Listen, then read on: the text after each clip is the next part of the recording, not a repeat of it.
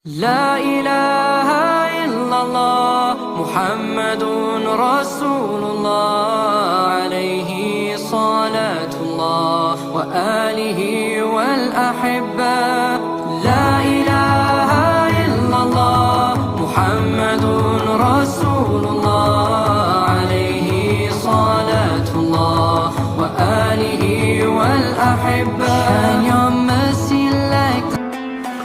Assalamualaikum teman-teman.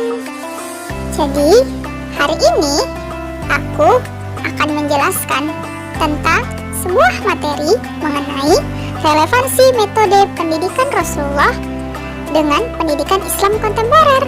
Nah, jadi agar teman-teman semua bisa paham, maka simak video ini baik-baik ya. Metode perumpamaan atau amsal.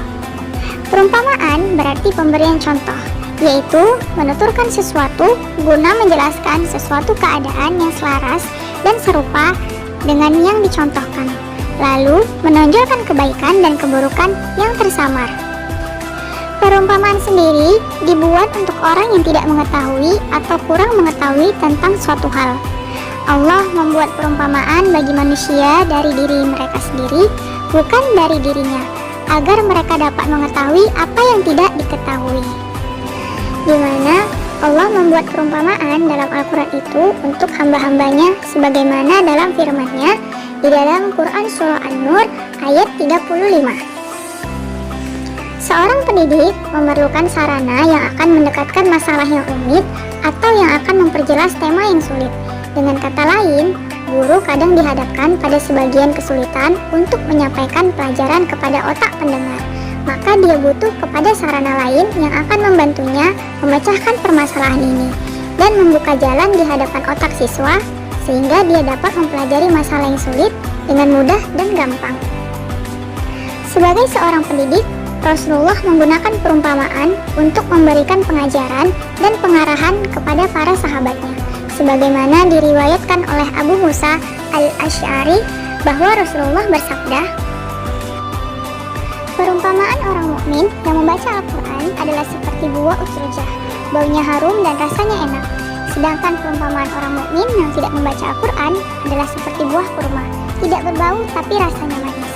Sementara perumpamaan orang munafik yang membaca Al-Quran adalah seperti buah raihana, baunya harum tapi rasanya pahit.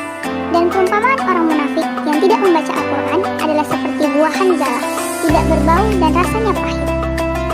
Jadi, kesimpulannya bahwasannya Rasulullah membuat perumpamaan dalam metode mengajar. Ini memiliki pengaruh yang signifikan dalam mendekatkan sesuatu yang masuk akal pada ingatan lawan bicara dan mempermudah para pendengarnya untuk memahaminya. Lalu, bagaimanakah relevansi metode pendidikan Rasulullah dengan pendidikan Islam kontemporer?